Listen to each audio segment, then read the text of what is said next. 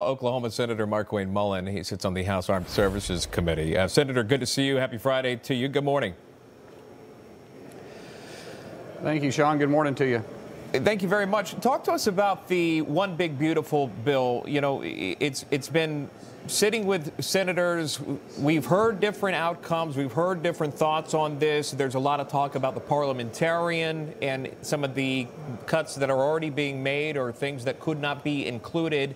I think you were quoted recently when asked when a vote could potentially happen. I think you said, and you can correct me if I'm wrong, before people go to work on Monday. Do you still feel that way, or could something happen sooner? Yeah.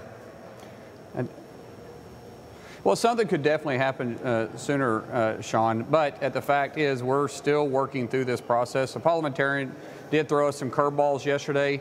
I get there's a lot of feelings about what she ruled on and why she's done this. The fact is we've got to work around it because we have to deliver this one big, beautiful bill for the American people. You heard President Trump's clip that you just played a while ago that, you know, if we don't get this done, the American taxpayers, regardless of your income level, your taxes are going to go up 68%. You're going to have a $4 trillion increase on taxes. That's unheard of. We just shouldn't be doing that. And so there's a lot of opinions, a lot of feelings. I'll tell you, it feels like things are starting to come together. We have some procedural motions we have to deal with that could prevent us from getting on the bill tomorrow and could put it off till Sunday. But if we can bypass some of those procedural motions, we could possibly start voting as early as tomorrow. What I mean by voting early, once we bring the bill and recognize it on the floor, it has to soak from it's a procedural motion. It has to soak for 20 hours. Then we can start the vote-a-rama, and the vote-a-rama can last indefinite. It won't, because senators are a little long in the tooth or short and solid in the cattle business. That means that they're a little older, and they're going to wear down at some point. But we've had vote-a-ramas last 26 hours plus. But as soon as that vote-a-rama is over, we should be able to pass a one big beautiful bill. Senator, what are some of the points of contention still being discussed with respect to the bill? We know there were some compromises made to the SALT deductions as well as to Medicaid, but what are the key points here that you're still talking about?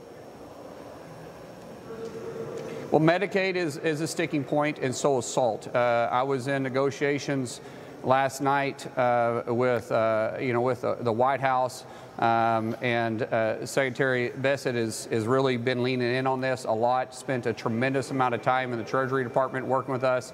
I would say we haven't got a deal with the Senate yet. I believe there's a tentative deal that may be coming up pretty quick between the House and the White House, but we still got to get past that point.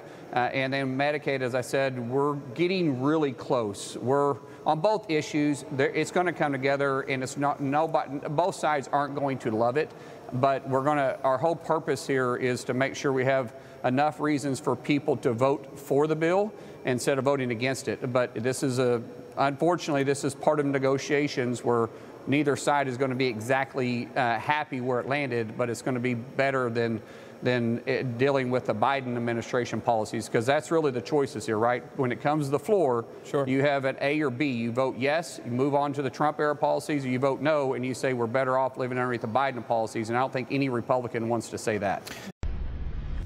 Information. Truth is freedom. Is Newsmax. It's real news for real people.